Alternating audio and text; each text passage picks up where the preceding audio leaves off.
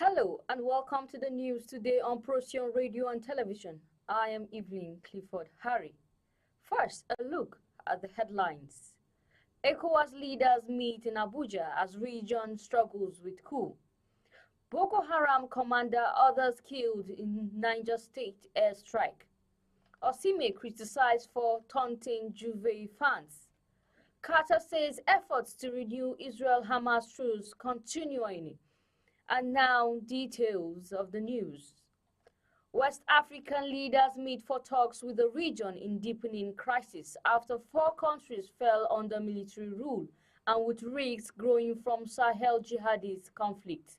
After coup in Mali, Burkina Faso, Guinea, and Niger Republic since 2020, the Economic Community of West African States, Ecowas bloc, also saw member states Sierra Leone and Guinea-Bissau claim attempted coup in recent weeks.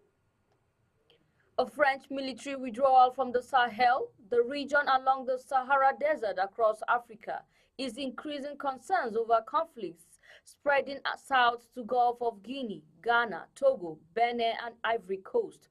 ECOWAS leaders will meet in Nigeria's capital, Abuja, for an ordinary summit where they will discuss delayed transitions back to civilian rule for Mali, Burkina Faso, Guinea, and Niger Republic. Aisha Bello Mustafa, a seasoned broadcaster and former general manager of Nigerian Television Authority Parliament, has passed away. The sad news of her demise was announced in a statement released by her family. Aisha Bello Mustafa, renowned for her role as one of the prominent casters on NTA Network News at 9 p.m. during the 90s and early 20s, had a distinguished career spanning 35 years. She retired from active service in May 2022. Following the news, Nigerians on major social media platforms described Aisha as a professional and model broadcaster. However, according to reports, a funeral prayer will be held for the late Aisha Bello at the Central Mosque in Abuja by 1 p.m. later today. The Nigerian Air Force has said airstrikes by the air component of Operation Royal Punch in Niger State killed a terrorist kingpin identified as Yellow Jambros and other terrorists. The service said the terrorists were trailed from Zamfara to Niger State.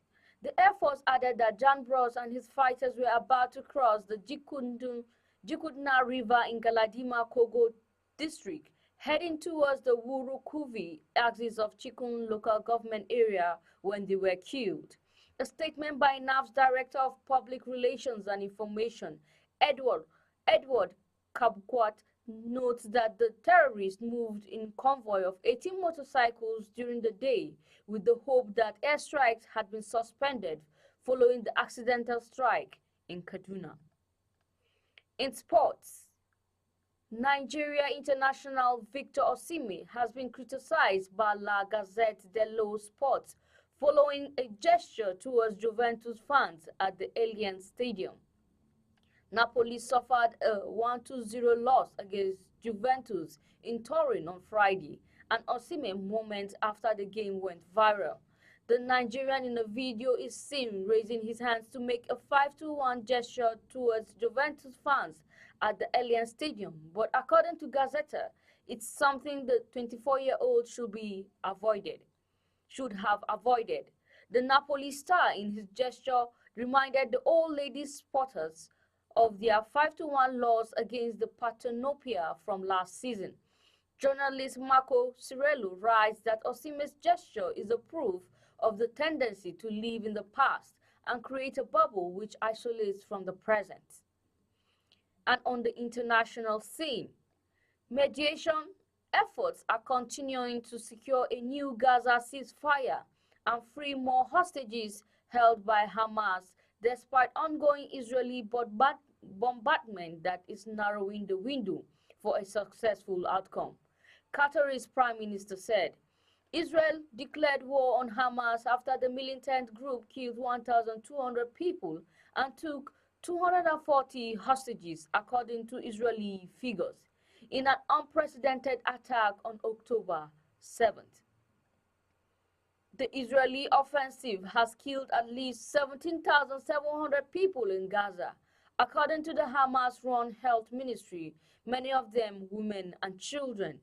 Qatar was a key mediator in the negotiations that resulted in a 7-day truce, which saw scores of Israeli hostages exchanged for Palestinian prisoners and humanitarian aid until it ended at the start of the month.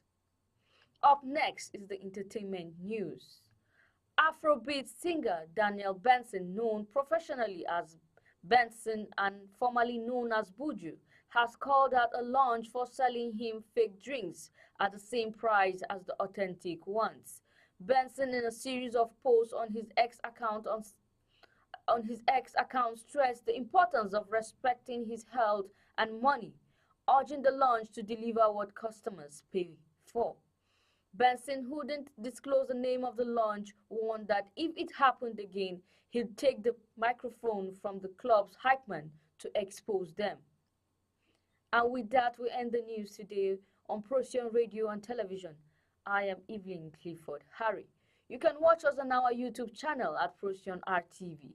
You can also get the latest news on our website at www.procyonnews.com. Do not forget to also like and subscribe to our YouTube channel. On behalf of the production crew, thank you for watching. Keep shining like the star you are.